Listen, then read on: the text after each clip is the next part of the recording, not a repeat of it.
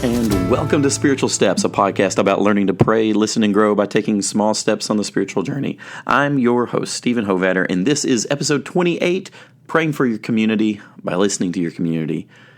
We want to be people who pray for our neighbors, for the cities and towns and villages in which we live. But if we are going to do that well, we have to learn to listen to those communities and to listen to those neighbors and towns and cities, to be able to breathe in what's happening around us and have a sense of it, not just from our own perspective, but from what we are really hearing and attending to in the town. It's way too easy for us to only pray from our assumptions about what's important. But we become better prayers when we take time to listen to the community, when we invest in the community, and when we get around and make sure that we're fully engaged with what's happening here. Our prayers for our community become richer as we intentionally listen to our neighbors, as we pay attention, as we attend to what's happening around us. And so, in this episode of Spiritual Steps, I want to encourage you to do that, and I want to give you just a couple of tips on how you can develop some excellence and capacity for this, okay? The first one is just a do not, okay? This is a don't rule, and I want you to follow it. Don't just pray about, quote, spiritual things, okay? When we pray for our communities, okay, yes, we pray for people's salvation. We pray that people will come to know Christ, that the Spirit will be at work and in moving, but we also want to be praying for the things that people perceive and know are happening in their lives, for their flesh and blood lives, the concrete dirt lives that are happening in the community.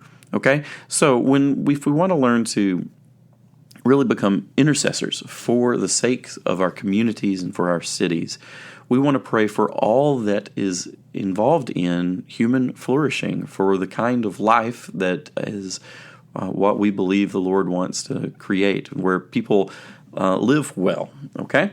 And so when we pray, we want to pray for things like people's work and their families, and we want to pray for what's happening with children that grow up in our community and things like that. We don't want to just pray for the things that seem like they have this really easy veneer of spirituality that is so easily recognized, okay?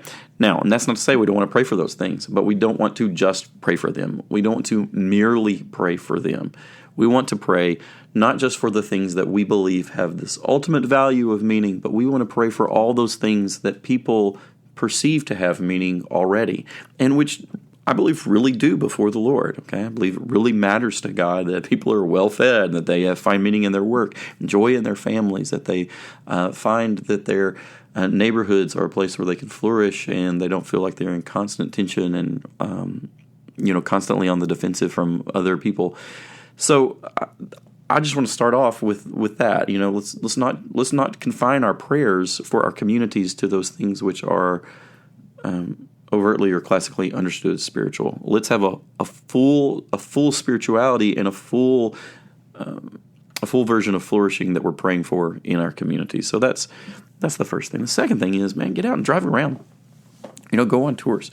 I had this really great experience once with a Bible study that I was a part of in college, and showed up one night, and the guy was leading it, my friend Matt, who's an excellent missionary, said, hey, you know what we're going to do today? Instead of having our time in here in our normal room, what we're going to do is we're going to get in the car, and we just drove around to different places of the city, and we went to the hospital, and we thought about what it means to for the people, all the people's lives. I mean, you just think about that, right? You drive by your hospital all the time probably, but, in our community, it's something that I pass, 7 or 8 times a day. And think about all the different people's lives that are being changed in a building like that at any given moment, any given day. And it's really remarkable. New lives are coming into being and old lives are ending. Amazing sorts of things are happening in a place like that. But not only that, you think about somewhere, drive through your town and you see like a new business opening and what that means for somebody's livelihood and for their work, or see a business closing, or, you just, you see the plant where people are working on the line and working, shifts all through the night, and you think about what's happening as people are spending their life in that way. The value they find in their work, and hopefully some fulfillment there, but also the grind that might be on their physical life, on their physical well-being.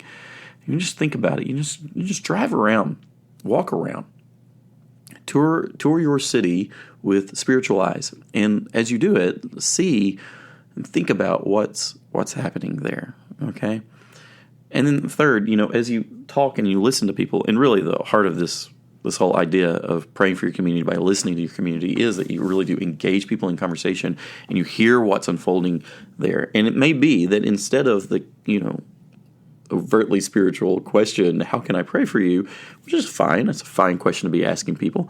Maybe begin to ask both yourself and even ask other people, what's the story that's unfolding here? You can ask somebody, hey, if you could wrap up the last month of your life, or maybe the last 5 years of your life, or the last 20 years of your life, and you could just say, what's the story of what's happened with you? Or what's the story of what's happened in this neighborhood in the last 5 years, 30 years, okay? And start thinking about what's happening at that level. Then it begins to open up this rich possibility for prayer. And you begin to pray not just that X, Y, and Z will happen, but you begin to, in solidarity, stand with your neighbors in prayer before the Lord. And then you can say, this is kind of who I think we are, O Lord.